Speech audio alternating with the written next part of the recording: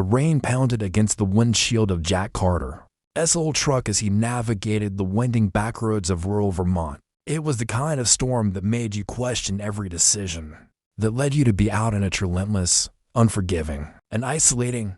Jack's thoughts were consumed by his teenage daughter, Sarah, waiting for him at home. She was all he had left since his wife, Laura, had passed away 3 years ago, leaving him to navigate the turbulent waters of single parenthood. But fate had other plans that night, as his headlights illuminated a figure in white standing by the side of the road.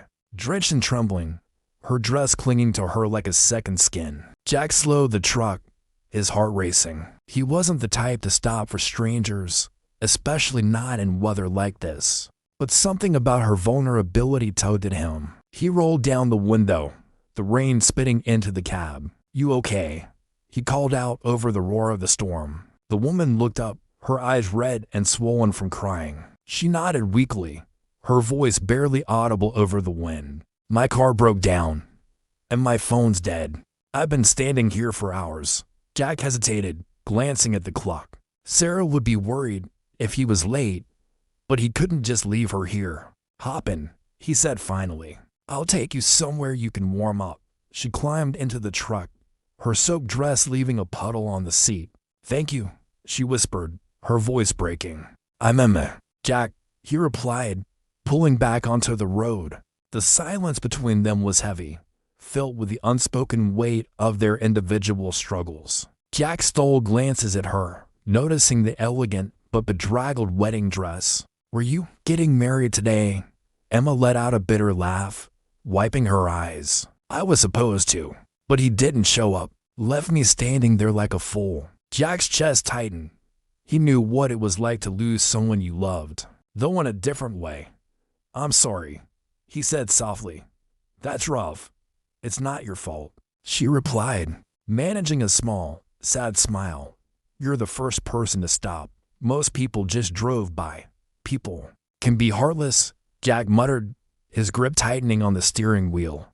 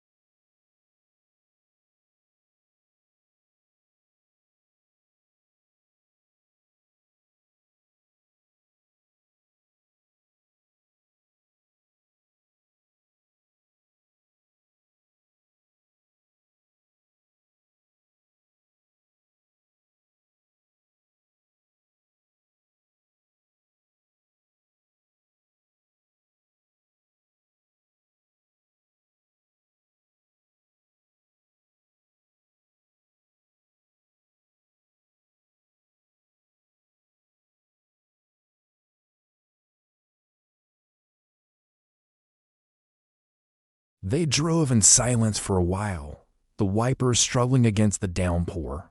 Jack took her to a small diner on the outskirts of town, one of the few places still open at this hour. The warmth of the diner was a stark contrast to the chaos outside, and as they sat down at a booth, Jack noticed Emma's hands trembling as she wrapped them around a cup of coffee. "That's a beautiful ring," he said, nodding toward the vintage piece on her finger. It was intricate, with a design that seemed oddly familiar. Emma glanced at it, her expression softening. "It was my grandmother's. She gave it to me before she passed away. Said it would bring me luck and love." She let out a hollow laugh. "Guess it didn't work." Jack's heart skipped a beat. The ring looked exactly like one he'd seen in old family photos, his mother's wedding ring.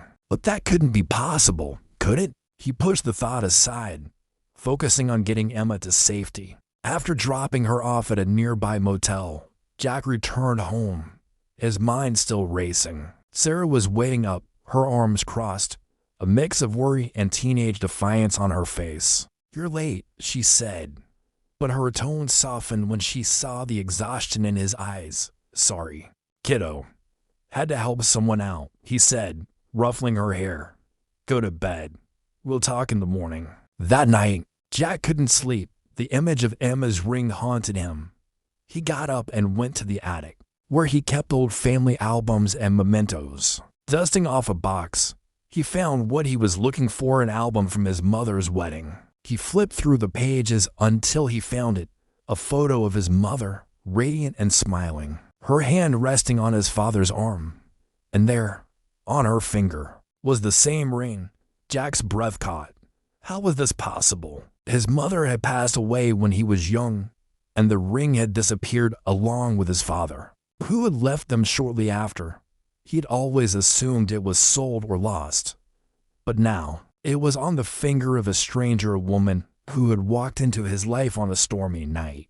The next day, Jack couldn't shake the feeling that there was more to this than coincidence. He called his Aunt Martha, his mother's sister, who lived a few towns over. Aunt Martha, do you remember Mom's wedding ring? Of course, dear, she said, her voice warm but curious. It was a family heirloom, passed down from our grandmother.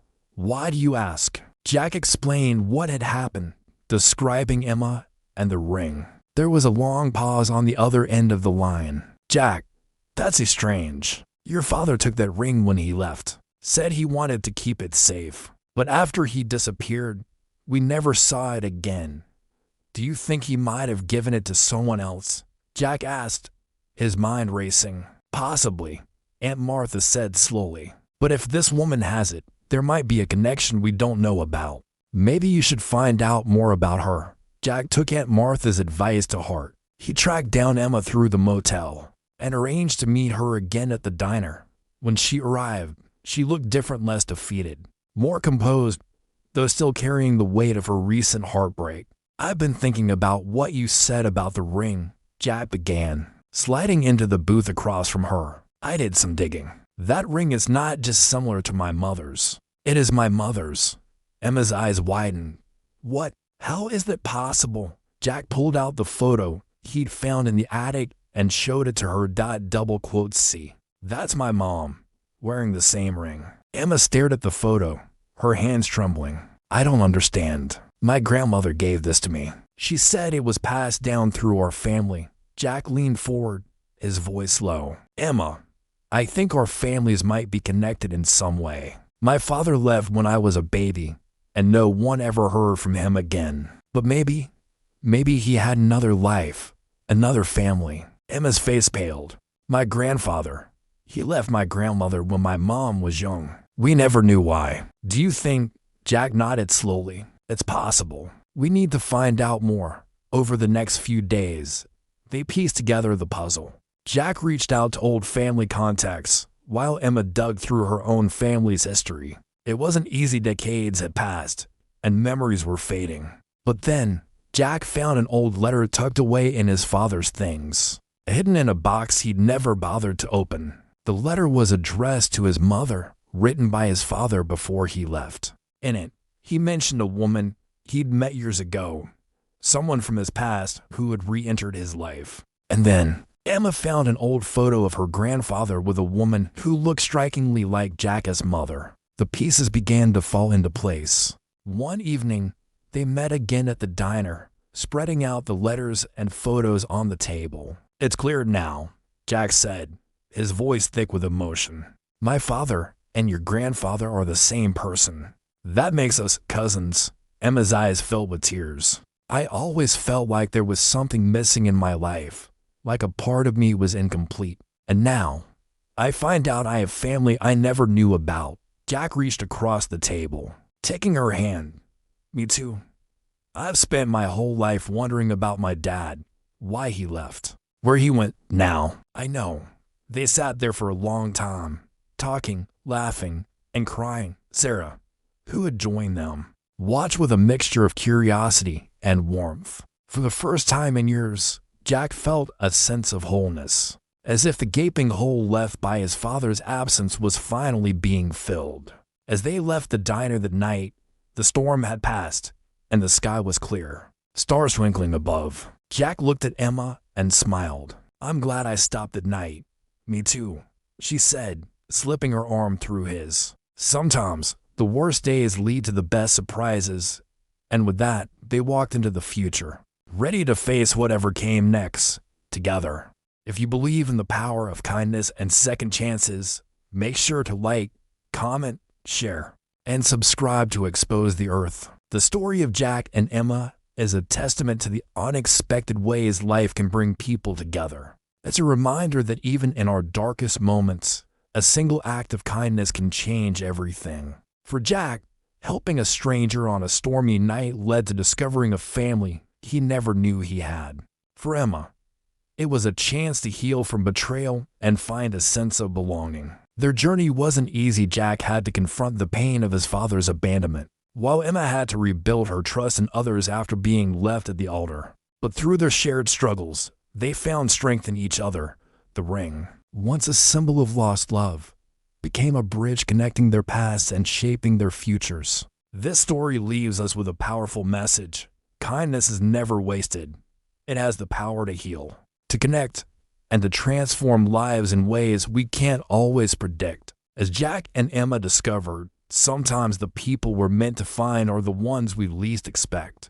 If this story touched your heart, please let us know in the comments below. And don't forget to like and share this video with your friends. We'd love to hear your thoughts on this story. Have you ever experienced an unexpected connection that changed your life? Share your stories in the comments.